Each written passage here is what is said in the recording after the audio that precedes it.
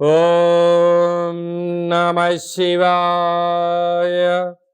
ఓం నమో నారాయణాయ. కర్మ నివారణ, సంచిత కర్మ, ప్రారబ్ధ కర్మ, ఆగమిక కర్మ నివారణ, నరదృష్టి నివారణ కాళభైరవాయ నమో నమః. ఓం దిగంబరాయ విద్మహే సింహవాహనాయ ధీమహి తన్నో కాళభైరవ ప్రచోదయాత్. హరి ఓం.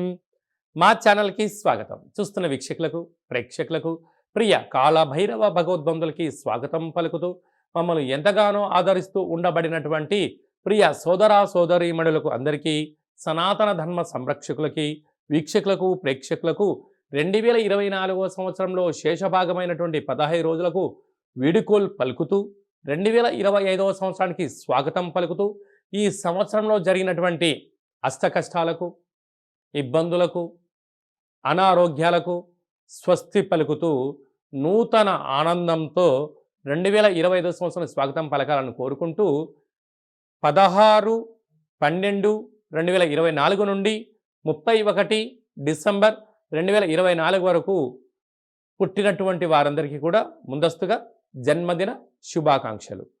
అలాగనే గతంలో వివాహం చేసుకున్న వారికి వివాహ వార్షికోత్సవ శుభాకాంక్షలు.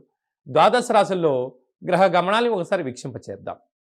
వృషభ రాశిలో దేవగురు బృహస్పతి శత్రు సంచార స్థితి, కర్కాటక రాశిలో కుజ సంచార స్థితి, కన్య రాశిలో కేతు సంచార స్థితి, వృశ్చిక రాశిలో బుధ సంచార స్థితి, ధనుస్సు రాశిలో రవి సంచార స్థితి, మకర రాశిలో శుక్ర సంచార స్థితి, కుంభరాశిలో శని భగవానుడు స్వక్షేత్ర సంచార స్థితి, మీనరాశిలో రాహు సంచార స్థితితో గ్రహ గమనాలు ఈ విధంగా ఉన్నాయి. వృశ్చిక రాశి వారు ఈ ఆంగ్ల సంవత్సరానికి వీడుకోలు పలుకుతూ నూతన ఆంగ్ల సంవత్సరానికి స్వాగతం ఎలా పలకాలో, జాతకంలో ఉండబడినటువంటి అర్ధాష్టమ శని సంచార స్థితి దోషాన్ని ఎలా తొలగించుకోవాలో ఈ వీడియోలో సవివరంగా సంపూర్ణంగా తెలుసుకుందాం. వృశ్చిక రాశిలో ఏ నక్షత్రాలు వస్తాయి అనగా, విశాఖ నక్షత్రంలోని చివరి పదం 4వ పాదము, అనురాధ నక్షత్రంలోని 4 పాదాలు, జ్యేష్ఠ నక్షత్రంలోని 4 పాదాలు కలిపితే వృశ్చిక రాశి. చాలామందికి పుట్టినటువంటి కాల సమయంలో డేటా బర్త్లు సక్రమంగా లేని కారణం చేత పేరు యొక్క మొదటి అక్షరాన్ని అనుసరిస్తూ ఆ రాశిని తెలుసుకునే ప్రయత్నం చేద్దాం. తో, నా, నీ, ను, నే, నో, యా, ఈ, యు అక్షరాల వారందరూ కూడా వృశ్చిక రాశి జాతకులే. వృశ్చిక రాశి యొక్క అధిపతి కుజ భగవానుడు. వీరికి రాశిలోనే బుధ సంచార స్థితి, 2వ స్థానంలో రవి సంచార స్థితి ఉండడం వలన అనవసరమైన ప్రయాణాలు, అనవసర ఖర్చులు, అనారోగ్యము పొంచి ఉంది. తస్మాత్ జాగ్రత్త. తృతీయంలో శుక్ర భగవానుడు ఉండడం వలన తల్లిదండ్రుల మాట, గురువుల మాట, అన్నదమ్ములతో, స్నేహితులతో సఖ్యతగా ఉండే ప్రయత్నం చేయండి. 90% ప్రమాదాలను నివారించే పరిస్థితి ఉంది.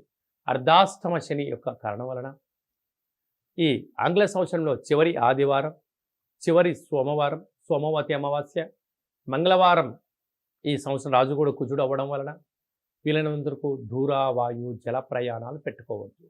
వాహన ప్రమాదాలు, జలగండాలు పొంచి ఉన్నాయి.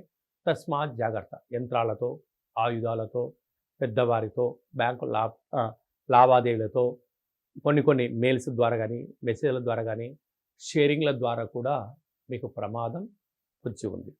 అలాగనే సంతాన స్థానంలో రాహు సంచార స్థితి ఉండడం వలన నూతనంగా వివాహం అనే వారికి అద్భుతమైన సంతాన యోగం, సప్తమంలో గురు సంచార స్థితి, విదేశాలకు వెళ్ళాలి అనుకున్న వారి యొక్క కోరిక నెరవేరడం, భాగ్యంలో కుజుడు ఉండడం వల్ల ప్రేమికుల మధ్య, భార్యాభర్తల మధ్య అన్యోన్య దాంపత్య జీవితం అవసరం. నమ్మకమే మీ జీవన విధానంగా ఉండగలగాలి. ఒకరోజు గౌరవించుకునే ప్రయత్నం చేయాలి. ఇలాంటి కాల సమయంలో ఏం చేయగలగాలి అన్నట్లయితే, ఒక గ్లాసు బియ్యాన్ని అన్నంగా వండేటువంటి కాల సమయంలో కొద్దిపాటి పసుపు వేయడం వలన అన్నము రంగు మారిపోయి పసుపు రంగులో తయారవుతుంది. వాటిపైన ఒక నిమ్మకాయ పెట్టి దిష్టి తీసి ప్రవహించే నీటిలో వేయడం, లేకపోతే దానం చేయడం మీకు యోగదాయకం. అలా కుదరలేదు, ఈ కింద మరిన్ని వాట్సాప్లో మీరు సంప్రదించగలిగినట్లయితే వీడియో కాల్ ద్వారా కార్యక్రమాన్ని చేయించి ఈ సంవత్సరంలో ఉండబడినటువంటి ఈ శని దుష్టగ్రహాలకు ఫుల్ స్టాప్ ఎలా పెట్టి స్వాగతం ఎలా పలకాలో మీకు చేయించడం జరుగుతుందని చెప్పి కూడా గమనించాలి.